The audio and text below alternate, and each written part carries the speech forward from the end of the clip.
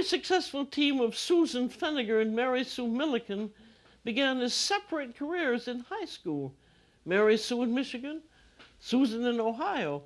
Later, Susan trained at the Culinary Institute of America, and Mary Sue at the Hilton Hotels in Chicago. The two eventually met at one of Chicago's top restaurants, Le Perroquet, where they apprenticed under famed chef-owner Jouvin. After a season in France for each, they finally teamed up together in 1982 at City Cafe in Los Angeles, where their food was acclaimed for its originality and excellent quality. More recently, Mary Sue has plunged into Thai cuisine after extensive travels there, and Susan has been exploring India. We visited them at their restaurant called City, and we went inside their busy kitchen where we peered into their tandoori oven. Then we accompanied them to Chef Mary Sue's home kitchen, designed for her by her architect husband, for a lesson in contemporary Far Eastern vegetarian cooking. They're a lively pair of teachers, as you will see. First, a refreshing Thai salad with 3 kinds of ripe melon dressed with a spicy sauce.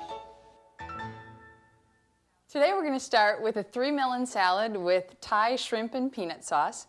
This is a dish on our menu at City Restaurant, and it's inspired from a trip I took to Bangkok. A lot of the dishes on our menu are inspired from different cities from around the world and the food that we've eaten on the streets there. One of the reasons I love this dish is because it takes melon, and you're able to use melon in a way that's very different than what we traditionally do. We begin with a Thai fish sauce. Now this could be made from dried shrimp, dried oysters, anchovies, and if this is not available for you, you can always use soy sauce as a replacement, and that'll work just fine. And the next ingredient is a coconut palm sugar. Now this is a similar to brown sugar in flavor, but it's a little milder, and brown sugar makes a fine substitute.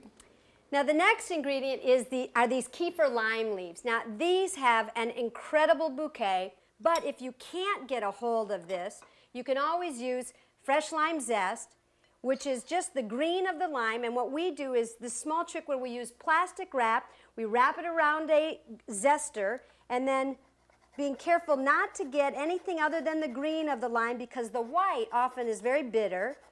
We turn the lime, and then we unwrap the plastic wrap, and this makes it very easy to get your zest off it. With the back side of a knife, I just scrape my knife along the plastic, and you can see then you have the zest without your zester getting too dirty. And then the next ingredient is that we take fresh lime juice. Now, whenever I'm squeezing a fresh piece of citrus, I roll it to release the juices. And then if I don't have a juicer around, I take my kitchen fork, put it into the piece of fruit, squeeze the fruit, and turn the fork. Now, often this is handy because sometimes your limes will be so hard you can't get all the juice out. And then the next ingredients that go into the Thai melon salad are the toasted peanuts. These are the unsalted peanuts, and then the dried shrimp. Now, dried shrimp is something that you can find in Thai markets or all Oriental markets, some Latin markets. They're kind of a salty condiment, and when we grind them up, which we're going to do in this little food grinder, they use them almost like salt. That's right. In this dish, you want to be very careful because the dried shrimp are salty. The fish sauce that we added is salty. That's why we want to use unsalted peanuts so you can have some control over how much saltiness you have in this dish. We're going to chop these really finely, grind them up till we get a nice, almost a powder. There we go. And then we're going to go ahead and add the peanut. We just want to have a rough chop of the peanut, actually. Sometimes you have to be careful. If you do it too much, the oil, it becomes like peanut butter, and so that's why you add it at the end. Now, there is no oil in this salad dressing at all, except for the only thing is this little bit of peanuts. That adds a little richness to the dressing for the melon salad. Now, I'm going to stir this, and sometimes there may be additional juice that you need to add if the peanuts and the shrimp absorb too much. You want to make sure the sugar's all dissolved. So that's why I'm stirring here, to make sure the sugar gets dissolved. So first we're going to chop garlic. So I take a clove of peeled garlic, and now I'm going to use a rocking motion. And I want to go ahead and slice real thin slices. And I'm using as a guide this middle knuckle on my finger, keeping my thumb in the back and then rocking the knife to go right through the garlic, and then turn it and chop it again through the other direction. And then keep chopping here to make it a nice fine chop. So then there's our chopped garlic, and I'm going to add just a little bit more that we have already chopped here. And the serrano chilies. Now these are a very spicy chili, and the seeds are the spiciest part. What we do, we like spicy food. So we go ahead and, again, using a rocking motion and cutting at an angle, we cut thin slices with the seeds in. And what you can do also, if you're afraid of having a dish be too spicy, is just chop your chilies, keep them on the side here, and then add them as you would salt or pepper, just enough, and then taste it, and then add a little bit more. You don't put it all in at once, because then you can't take it back out. The next ingredient I want to talk about is fresh cilantro. We use this quite a bit in our food. It's used in the Thai kitchen, the Indian kitchen, the Mexican kitchen. You don't have to be very careful about getting just the leaves themselves. The stems have a lot of flavor. They're wonderful to use in this sauce. So I'm just picking some of the leaves off and some of the stems. I'm going to take a little bit extra from here. Then I'm going to chop, just like Mary Sue was chopping, again with the rocking motion. Being careful not to over chop so that we lose all the flavor on the board, that we actually keep it in the cilantro itself. Again, I turn all the leaves, chop one more time for a rough chop. And then this is all going into the bowl. Then I'm going to mix, and that's going to be the end of our sauce. And I'm going to start on the melon. Now, when choosing a melon, I like to look for it being pretty soft, and after pushing and it's pretty soft, I smell. And if it has a real strong melon, kind of sweet, perfumey smell, then I know that one's going to be nice and flavorful. So what you want to do, it's hard to cut a rolling target. So the first thing you do is slice off the ends. And then it gives you a flat side to work on. And then you want to get as much of you want to get the rind off, and you want to go not too deep, but deep enough so that you're down to the nice, ripe, flavorful melon. You go ahead and cut it in half. There. And then you want to scrape the seeds out. There we go. And then we're going to dice it. We use 3 melons in this dish, and they're all diced the same way. So I first cut all horizontal cuts, about 3/4 of an inch, and then usually just a couple pieces at a time, because each piece has its own kind of shape. And also, one thing that we always do in our kitchen is that you can see that there's one state of the products to the left of Mary Sue, and everything that she's finished with, she pushes to the right. This saves time, and one of the keys in cooking is that you want to figure out the way you can save the most time possible. And that's our goal, is to make food be as simple as possible and as delicious as possible. So we have the cantaloupe and watermelon cut already, and we're going to add to it the honeydew, which makes the presentation, visually, you get a really pretty looking salad. We would serve it like this on a buffet, and then you want to make sure that you get plenty of sauce on the melon so that when you go to actually serve, you can toss the melon and you make sure that all of the melon is coated with a little bit of the peanuts and shrimp. That's certainly important in this, is that you have enough dressing and that everything is tossed well. And the final garnish are a few cilantro leaves sprinkled on top. Something else that I think is important to know is that this is a great sauce to prepare, because at times when melons aren't as delicious as possible, you can take this same dressing use it on fresh green beans and make it a green bean salad with the peanut and shrimp dressing, and that's a great dish too. So you can do this dish in the summer and in the winter. Now for a spinach and eggplant curry, a really delicious dish that can be a first course or a main course or a vegetable accompaniment. Chefs Mary Sue and Susan will show us how to saute eggplant without drowning it in oil, and the Indian way of making your very own curry.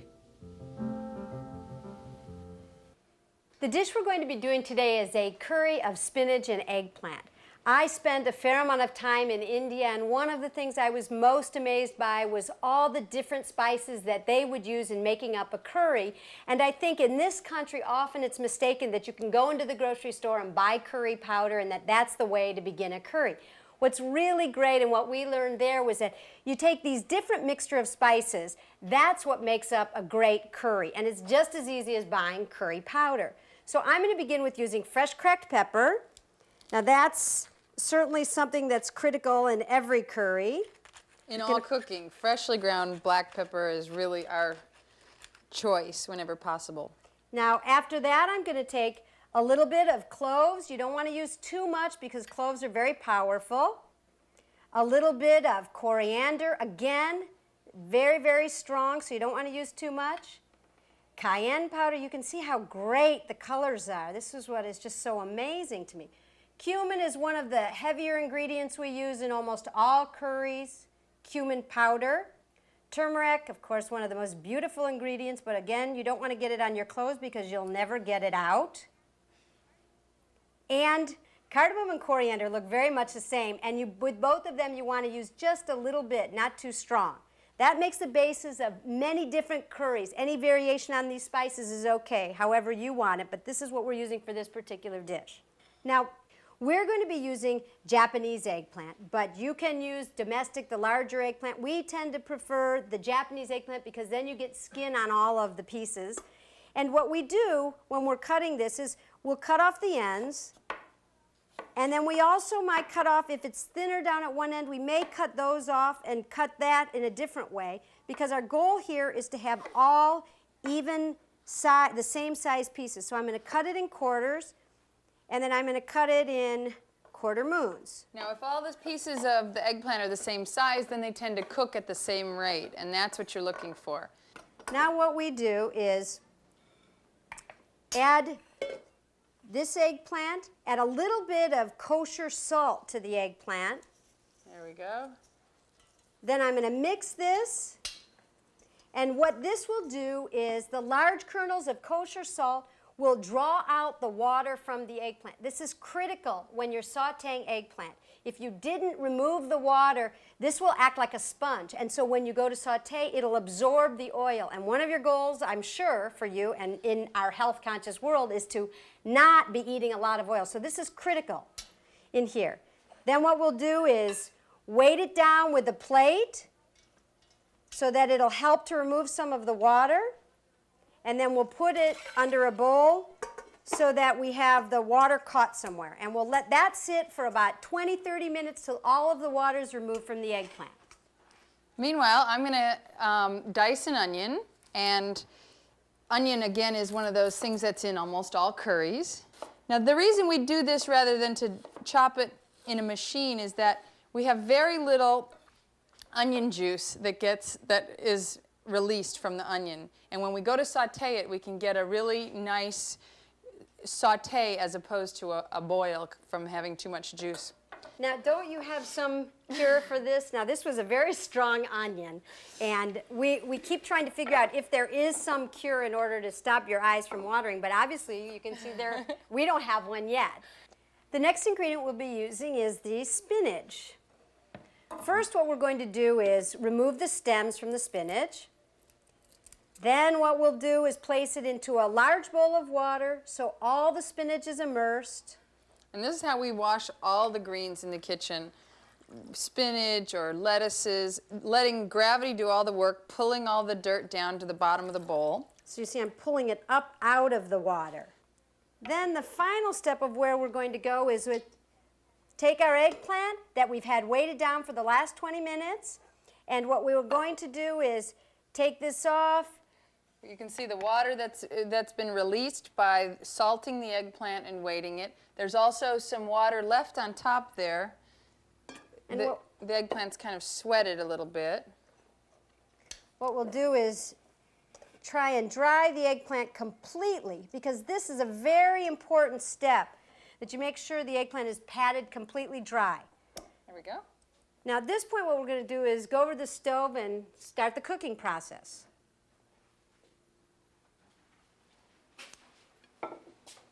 Okay, now we're going to start by clarifying a pot of butter. What we're trying to do is get the pure butter fat. We want to remove the milk solids, remove the water from the butter. This is why we're cooking it for about 20 minutes until it becomes completely clarified. Now, as you can see, this little pot of butter that's been clarified, the milk solids have sunk down to the bottom. We have the butter fat, and then there's a little bit of milk solids that float on the top, and we're just going to take those off, and then we're ready to use it. Okay, and now we're going to go ahead and toast these black mustard seeds, which we have a pan dry. We're going to saute them real gently. The pan's already pretty warm. What's going to happen is the oils are going to come out of the mustard seeds and they're going to start to pop and turn gray. In India, all over, you'll find that you get the essence of spices being cooked either in dry heat or in actually clarified butter. In order to be able to release those oils, the way to do it is this, and you can see that in cooking, a lot of how we judge the way to cook things is not only through looking at it, but also you can hear, you can smell, and that sometimes determines what makes a chef really great and a chef who just follows the book. So there's all your senses you want to use while you're cooking. So you can see, you can smell the mustard essence, and then you can hear them popping, and you can see how they're turning. Going to get them a little bit. Now, almost all of the spices that we use, we cook first in some form or another. This one just happens to be a dry saute. And that's just about done. We're going to pour it into a dish and reserve it for later. I'm going to use a heavy bottom pan now. This is going to be for sauteing our eggplant. I want to get my pan good and hot. Then I'm going to add in my clarified butter till we get it so it's smoking. Oftentimes I think people in home kitchens don't get their pans and their cooking medium hot enough so that the cooking process is completely changed. Now this is something that's very important. You'll see here we don't want to add the eggplant until the butter begins to start smoking. This way we'll begin to sear the eggplant rather than having the eggplant actually absorb the butter, and you'll end up with a less greasy product in the end. We're going to go ahead and add the eggplant. Let me try one more. There. Now that's the sound you want to hear. So if you had a smaller pan, you would want to use about half as much eggplant and do it in 2 batches. Because one thing you want to do is allow it to cook at a high heat until it's all seared, and then take it off the fire. So we want to continue cooking that until the eggplant is really soft. It's important with eggplant that you cook it all the way through. Then I'm going to remove, it doesn't look like there's too much excess butter, but certainly any excess butter there is you want to leave in the pan. And then at this point then what we're going to do is bring a heavy bottom pan on so that we can then continue and start sauteing the onions.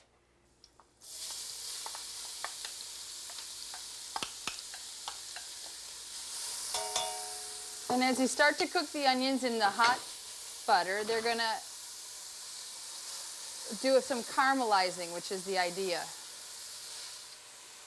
Now after they start to sweat a little bit, we add the salt. Being careful just to add a little bit because now we've salted the eggplant, and we want to just put a little bit of salt in with the onions, and then at the end we can adjust the seasoning so we have the correct amount of salt altogether. And these are going to sweat and turn a deep golden brown. That's going to take about 10 minutes or 15 sometimes. Okay, now this is perfect. You can see here we're beginning to get that caramelization. It's really, you can see that all evenly we've got this coated. Now at this point would be when we would want to add the garlic and the ginger first. So we add the garlic and the ginger before the rest of the spices. We mix that in so that the clarified butter can start to cook the garlic and ginger. It releases the oils. You'll know when to add the spices because you'll start to get the actual essence. You'll start to smell the garlic cooking. You'll smell the ginger cooking. As soon as you begin to smell that, that's when you want to go ahead and add the spices in. You want to cook them until they're well cooked, but you don't want to burn them. So it takes about 2 or 3 minutes, and you should really stay right here with the pot. It's not a time to leave the stove. You just keep stirring, and you can smell that aroma of all the different spices that are starting to cook, and they're toasting. The oil's coming out. Now this would be the point when you would want to add either your water or your chicken stock or whatever the liquid is for your curry because it stops the cooking process and you prevent the spices from burning. So this is a critical timing right now. So we add the water, we're going to bring it back up to a boil, and we're going to add in a little bit of our brown sugar into this. And at that point we're going to get the sugar mixed in here so it starts to dissolve. We're going to cook this maybe 2 or 3 minutes, and at that point, the spinach right in here, which is going to wilt rather quickly. We're going to add that spinach in. Now at this point we wouldn't want to cover the curry because when you're cooking green vegetables, you want to cook it without a top because if you cook green vegetables with a top, the vegetable will start to lose its color. And this will take a minute to wilt down until everything's pretty well cooked. And right about there, we're going to add the eggplant and the mustard seeds. And this is a curry we don't want to cook too terribly long. We want to keep the spinach looking nice and freshly cooked, and it does need to cook probably 5 or 6, even 10 minutes to get all the flavors to mix well together. Now before we let it cook though, it's a good time to taste, and this is really the most critical part of cooking no matter what, is that you taste it at each stage along the road until the dish is finished. You have to adjust for salt or pepper or spice or whatever. So I always smell first and then pretty good. Yeah. Try it. Well,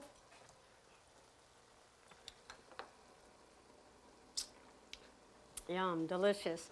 But one thing is that when we cook this, when you add the seasoning ahead, it means your end result is way more balanced than if you were to add all of your salt and all of your seasoning now. That's why you want to season it at each stage of the game.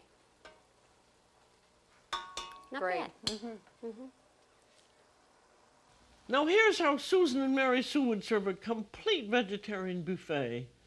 It begins with a curried popcorn appetizer. That's popcorn seasoned with special spices. And lemon ginger honey tea over ice with a sprig of mint.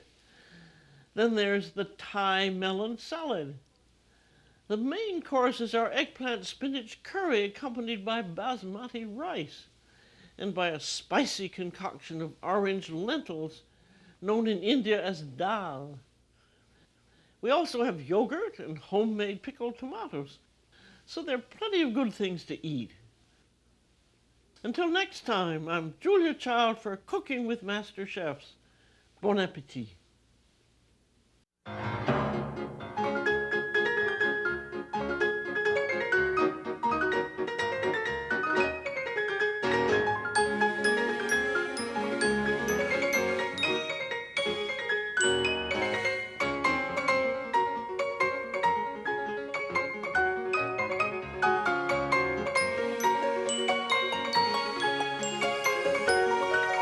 Bon appétit!